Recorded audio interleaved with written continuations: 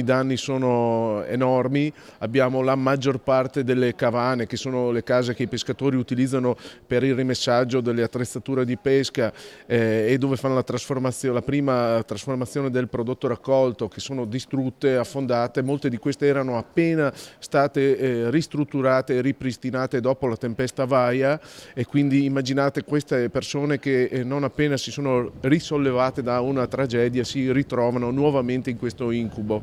Abbiamo gli orti distrutti, i pontili distrutti, le barche affondate, ci sono persone che hanno perso tutto.